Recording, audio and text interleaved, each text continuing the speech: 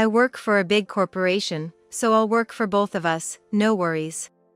That's what Tom said when we were engaged, but as soon as we got married, he completely changed.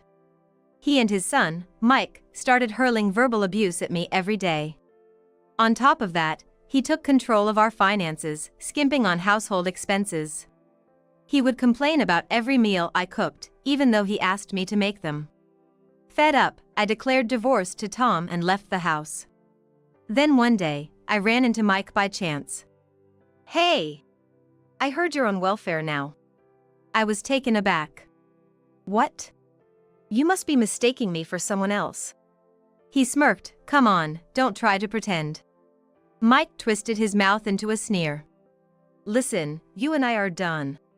Don't come crying to me about being broke, 'cause I'm not lending you a dime. Remember that." Before I could retort, he had vanished into the crowd. Feeling the stares of passers-by, I hung my head and shook my shoulders. I couldn't help but laugh. Poor thing. He doesn't know anything. I can't wait to see his reaction when he finds out the truth. I'm Susan, a 50-year-old housewife. I married Tom 5 years ago. When we first met, he seemed like a perfect gentleman. We met at a gathering of mutual acquaintances, and he was fun to talk to, very friendly, and seemed really nice. As we were parting, he said, "I'd like to meet just the two of us next time." I was feeling sad about saying goodbye, so I agreed. When we started dating, I learned he had a son named Mike from his previous marriage. Mike was in 5th grade then, and I had dinner with him a few times. He was a bright and nice kid, just like his father. A year later, Tom proposed to me, and I decided to open up to him. "I work part-time and live with my parents, right? Actually, the company I joined right out of college was a nightmare, and it wrecked my health." "Is that so?" he said. "It was tough even quitting. I don't think I can work long hours anymore." Then Tom smiled kindly. "Just stay at home without overdoing it. Look, I work for a big corporation. I'll work for both of us, no worries." Comforted by his words, I accepted his proposal. I truly thought I had found a good man and looked forward to a happy married life. Little did I know, in less than 6 months, I'd face utter despair. As we got used to living as a family of 3, Tom and Mike's behavior took a drastic turn. They started criticizing and mocking everything I said or did. "Mom's bedridden again? What about my lunch?" One morning, Mike came to my bedroom, frowning in displeasure. I had fallen ill after participating in a community event at a local church the day before. It was an unseasonably hot day, and I wasn't feeling well, so I had asked Tom to help, but he refused with an annoyed look. "Must be nice to be a stay-at-home mom. You can slack off all year. It's my rare day off, let me rest." I understand. Pushing myself to attend had resulted in being unable to get up the next morning. "I'm sorry, Mike. I couldn't prepare your lunch, so please buy something from Walmart." As I handed him the money, Mike grumbled discontentedly. "Mom, can't you at least make a decent lunch? You're always taking shortcuts with frozen stuff or leftovers from dinner." His words stung me deeply. "Don't blame your mom, Mike." Tom chimed in, passing by in the hallway with a half-smirk. "With the effort she's saving on lunch, I bet dinner's gonna be extravagant." "Ah, right. Should I expect something fancy like roast beef, or maybe crab and salmon roe shipped directly from Maine? I'm looking forward to it. As a full-time housewife, you've got plenty of time to spare for dinner, right? You're not sleeping all afternoon, I hope. And make sure to do the house cleaning thoroughly, no slacking off." Both of them chuckled at my exhausted state, threw out their unreasonable lines, and left. There's no way I can prepare such a luxurious meal. Lying in bed, I stared at the ceiling and let out a heavy sigh. The reason is simple: Tom is incredibly stingy. Despite being a department head in a major corporation and earning a substantial salary, the allowance he gives me is ridiculously meager. "It's my salary, so why should I let my wife manage it?" he argued after we got married. I didn't oppose him, quietly complying. I believed that as long as the household finances were managed properly, it didn't matter who was in charge. Then, Tom started spending money recklessly. It's necessary for work. Social drinking is a business expense. It's essential. While he splurges on expensive clothes and watches for himself, he makes a fuss even if I spend $1 on a snack. Insisting that a housewife doesn't need pocket money, I have to report to Tom and get permission for every expense, whether it's a trip to the salon or buying clothes. One pair of jeans should be enough, right? You're buying another one? I need a warm one for winter. Fine, but buy it cheap. And I want to get a haircut. Can I go to the salon every 2 months to maintain my hairstyle? Huh? What's the point of you dressing up? Keep your long hair as it is, then you only need a haircut every 6 months. I won't allow it. So, I'm only allowed to buy cheap makeup from dollar stores. Even when I plead to change to better products because my skin is getting rough, he doesn't listen. Furthermore, the household budget he gives me is a third of the average. No wonder our nutrition is unbalanced. When I complained, Tom just shrugged it off. They managed with this amount on that TV budgeting show. But that lady's family owned a farm, and she got vegetables and rice from them. It's impossible with the high cost of living here. Managing that is your job, isn't it? I was frustrated not just by his stinginess with the household budget, but also by his attitude towards my father's funeral contribution. When my father, who had been ill, passed away, Tom blatantly showed his reluctance. We don't need to give a funeral contribution, right? Anyone attending the funeral, other than the immediate family, gives a contribution. Then use your savings. I'm not involved. He said this to me, tear-streaked and preparing for the funeral in my mourning clothes. His complete lack of consideration for me infuriated me. I don't intend to ask for your contribution, so don't worry. Good. But wait, do Mike and I really have to go? It's going to ruin our long weekend. Such a drag. Really, Dad? I was planning to play a new video game. Though they complained, I never doubted they would attend. However, when Tom and Mike finally showed up late, they didn't greet my mother or relatives. My exhausted mother didn't have the energy to criticize them, but my relatives were furious. What's Tom thinking? It's too cold-hearted for his father-in-law's funeral. And Mike, after receiving so many gifts and money from your father. I apologized profusely to my relatives, feeling my affection for them rapidly cooling. Tom, in his stylish suits, and Mike, attending a prestigious private university, were popular in the neighborhood as a handsome father-son duo. But at home, they did nothing but spew verbal abuse at me. Instead of coming straight home after work or school, they'd wander around, returning with the scent of lipstick and perfume. While they did whatever they pleased, they treated me like a maid, demanding luxurious meals despite the meager food budget. Recently, when I served dishes made with chicken or pork, Mike and Tom would glare at me disdainfully and lash out. Don't you want to serve a good meal to a husband who's been working all day? If I get sick eating this poor man's food, how are you going to take responsibility? Call yourself a mother? I can make tasty meals even with chicken or pork.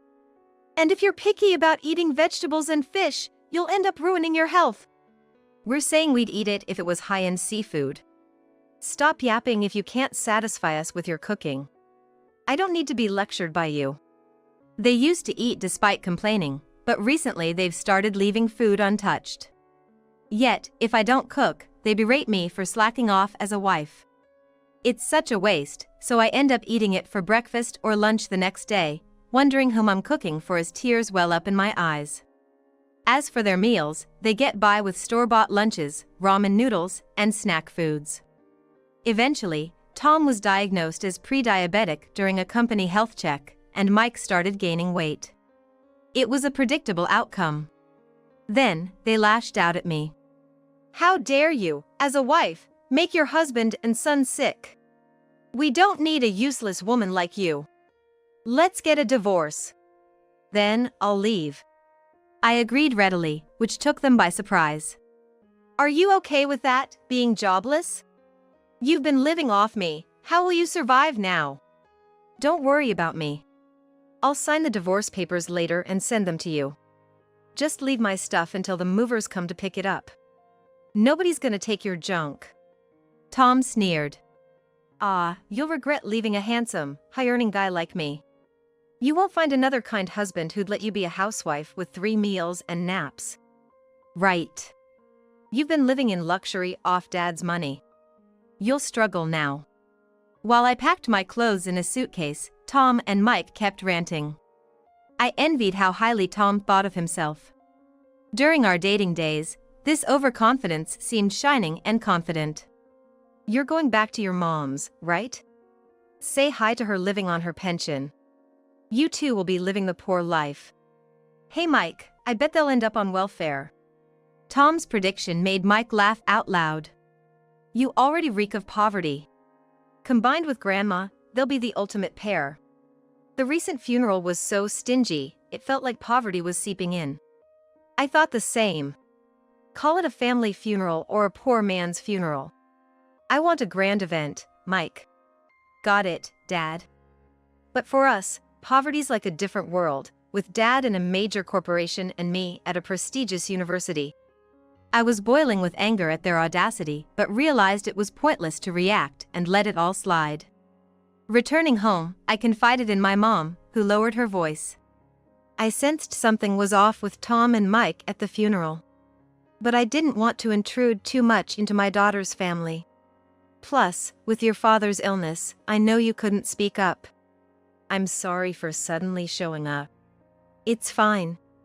I've been lonely without someone to talk to. Why don't you stay here? Thanks, but once I get my job on track, I'm planning to move to an apartment. While I appreciated my mom's concern, living together might make me too dependent. Living nearby and visiting occasionally seemed the right balance. Tom and Mike mocked me for being jobless, but in reality, I'd been working from home. It all started with my budget cooking blog. Receiving many positive comments, I boldly launched a cooking website, which quickly gained a readership and became popular online. Then, an editor from a major publishing house approached me, and now I'm slowly preparing to publish a cookbook. Thanks to this, I've been too busy to dwell on the divorce, and days flew by. One day, my phone rang incessantly. Pausing from stir-frying ingredients, I answered. Hello? Hey! What's this about alimony? I sighed, expecting this topic. You and Mike hurled enough abuse at me, didn't you? Oh, I thought, never mind. Relief in his voice, Tom abruptly continued. I haven't cheated on you or anything. Wait, did you record our verbal abuse? Your memory alone won't cut it. I've noted everything in a journal in detail. Try filing for alimony then. Poor people always talk about money. Let's see if you can actually get it. Tom snapped and hung up the phone. After finishing cooking, I went to a private investigator and requested an investigation into Tom's behavior. Soon, his affair with a coworker was uncovered. The day after I sent photos and the investigation report to his company, Tom called me again. You're so low, exposing it to my company. My furious manager reported it to the higher-ups, and now I'm fired. Oh, wasn't the woman his daughter? You should have known better than to have an affair, given how strict they are about such matters. I chuckled. But you must be fine, right? You are so stingy with living expenses, you must have plenty of savings. I bet you and Mike are living it up. Mike moved into a dorm for his college this spring because commuting was tough. Damn, with the prepaid dorm fees and the mortgage, it's a lot. My savings got drained by that woman. She was two-timing me with a younger guy. Sounds tough. But that's none of my business. Oh, and about my alimony, plus half the value of the apartment for property division, please transfer it to my account once the claim arrives. Tom was ranting over the phone, but I hung up without bothering. A few days later, while returning from shopping downtown, I bumped into Mike. Dressed in flashy fashion, with multiple piercings and blonde hair, he was noticeable from afar. Spotting me, he raised his hand in greeting. "Hey, I heard you're on welfare now." I was surprised. "What? You're mistaking me for someone else." "Don't pretend," Mike said with a twisted smile. "Any jobless old lady like you would end up there. If you had just obeyed Dad and me, you could still be living comfortably." "It's pathetic," I retorted. "Receiving welfare is a citizen's right. We could all need it someday due to illness or accidents. It's wrong to look down on it." Yeah. "So, you're getting it too, huh?" Ignoring his smirk, Mike pointed his finger at me. "Listen, you and I are done. Don't come begging to me, I won't lend you a penny. Remember that." Just as I was about to retort, he turned his back and disappeared into the crowd. I bowed my head and trembled my shoulders, feeling the stares of passers-by. I couldn't help it, the situation was too absurd, and I couldn't suppress my laughter. Poor thing, he knows nothing. I'm curious to see his reaction when he finds out the truth. A few days later, waking up, I found a ridiculous number of missed calls from Mike. Reluctantly calling back, he yelled furiously. "You tricked me." "What are you talking about?" "I heard from my cousin. You got 3 luxury condos from Grandpa's inheritance and are living comfortably. Hiding that during the divorce is low." "My personal assets. Why should I tell you or Tom?" "It's marital property. You should have divided it with Dad." "Too bad, it became mine after the divorce proceedings. So I can't give it to Tom." I had known it was mine by my father's will, but I delayed the proceedings to avoid sharing with Tom. Mike then raged. "You're rich and still getting welfare? I'm reporting you to the authorities right now." "Feel free. The one getting it is Tom, though." Mike fell silent. "What?" "I told you, it's not me. Are you listening?" I explained it like talking to a child. "To be honest, even without the inheritance, I can live well.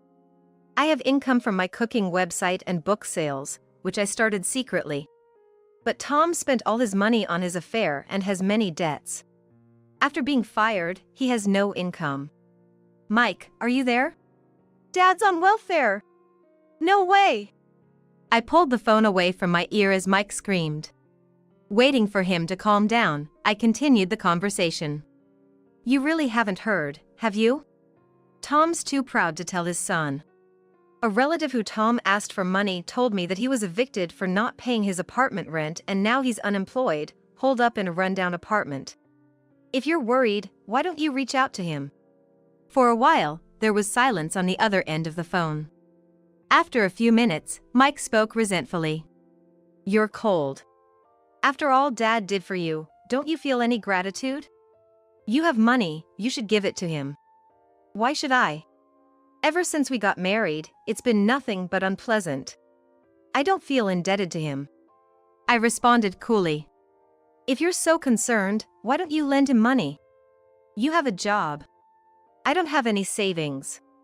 The money from my job, well, it goes to hanging out with friends." Mike's tone faltered, and I smirked. "You've been partying quite lavishly. As a student, you shouldn't be borrowing money to go to clubs." "How did you know that?" "I saw you across the street the other day, right after we parted. You met up with a club hostess and went into a luxury store. Plus, I found a club membership card at home. And using my credit card without permission is out of the question." Mike stumbled over his words, trembling. "It's unfair. You got all those fancy condos from Grandpa and Dad and I got nothing. This is discrimination." Okay. The bill for the credit card is coming soon, so make sure you pay it." The call ended before I finished speaking. I sighed and ended the call as well. I thought it was over, but a few months later, Tom and Mike showed up unannounced at my parents' house. When the doorbell rang persistently, I answered the intercom to find them there. Expecting they had come to borrow money, I let them into the house to avoid causing a scene outside. Tom and Mike's appearance had drastically changed from their once stylish looks to worn shirts and dirty pants. Their eyes lacked vitality, and they looked haggard. Yet they still had the energy to be sarcastic. Upon entering the living room, Tom looked around and sneered. "Same old shabby house. Why don't you sell those condos and rebuild this place? Do something nice for your mother living on a meager pension. This is the house of Dad's memories, so it's fine as is. More importantly, when are you two going to pay back the money? You're past the deadline." Tom lifted his chin and arrogantly proposed. "Susan, I'll forgive you now. So let's remarry." "What? You started a cooking site, right? If you can handle the housework perfectly, I'll even let you work. So come back." Being kind enough to forgive a wife who abandoned her husband and child, Dad's generous. "So, Mom, why don't you live with Dad again? It must be insecure for two women living alone." I was speechless. Then rage surged within me. "Don't you dare mock me! How much more do you need to ridicule me before you're satisfied?" I yelled, my anger erupting at Tom and Mike, who widened their eyes in shock. "After treating me like a housemaid, hurling abuse at me, and not giving me enough for living expenses, you now want me back because I inherited the condos? That's absurd. What, you plan to abandon us? Rich people really are stingy. Knowing we're struggling for money, yet still demanding payment. You're heartless. You were poor just a while ago, don't get too full of yourself." As we were arguing, my mother returned from shopping. Immediately, Tom and Mike started fawning over her. "Please lend us some money. We'll probably pay it back. And isn't it unfair that only Susan got her dad's inheritance? Give me one of those condos too. Grandma, long time no see, how have you been? Please persuade Mom to remarry Dad. He doesn't want a divorce, but Mom's being stubborn." Surprised by Tom and Mike's sudden flattery, my mother's expression changed after hearing their words. She put down her shopping bag on the refrigerator's floor and took a deep breath. "So shameless, both of you." "What? What do you mean?" "Learn some shame," she exclaimed loudly. Tom and Mike were taken aback, understandably confused. As my mother usually spoke softly. She glared sharply at them and sternly said, "I've heard everything about the divorce from Susan. How dare you show up here like this? Oh, come on. Susan's exaggerating. You should hear our side. Yeah, Grandma. Mom tends to lie quite a bit. I remember very well how you both behaved at my husband's funeral." My mother interrupted, continuing in a stern tone. "You arrived late, didn't greet me or the relatives, and just yawned throughout the service. You left before the coffin was sent off. After behaving like that, you have the nerve to ask for his inheritance?" She drove Tom and Mike to the entrance, glaring fiercely at them. "We're strangers now.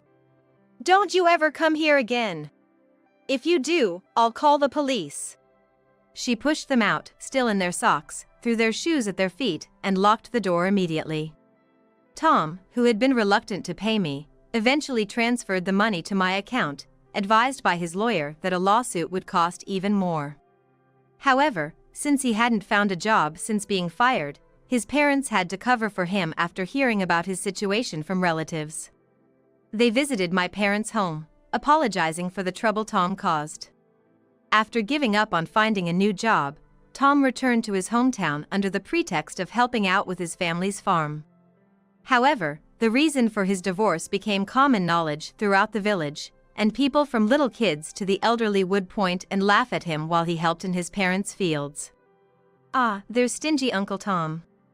Even with a degree from a prestigious university and a job at a big corporation, he's no good if his wife leaves him because he's so rotten. The reason for his previous divorce was also his reckless spending. He'll never change." Being ridiculed by the folks in town is infuriating. Remarry to show them up. I got so fed up with these persistent messages that I blocked Tom's contact. His affair partner had already dumped him, as it seems the end of money meant the end of their relationship. I tracked down this affair partner using a private investigator and made sure they paid alimony properly. As for Mike, I made him reimburse the money he had recklessly spent using my credit card. Although he was enrolled in a prestigious university and was on track to follow in his father's footsteps as an elite, his constant skipping of classes to hang out led to him dropping too many credits and being expelled. His friends and girlfriends were concerned, but Mike's arrogant comments out of sheer bravado led to everyone turning their backs on him. Then, there was a huge fight with Tom, who said, "You're my son and you won't even help pay off my debts." Now, they're apparently estranged. Mike lives alone in a small apartment, making ends meet with part-time jobs. Unable to freely buy things and having to cut down on living expenses despite having an income, he's subjected to daily sarcasm. But that's all in the past now, and I feel refreshed. As my cooking website is doing well and I'm about to publish a book, I've moved to the top floor of a high-rise condo, which is part of my father's inheritance. My mom is still healthy, but she's already 73. The high-rise is close to my childhood home, so it's perfect for quickly getting to my mom if anything happens. I'm planning a surprise spa trip for her upcoming birthday. Though my marriage was a failure, I want to continue to have a good relationship with my mom.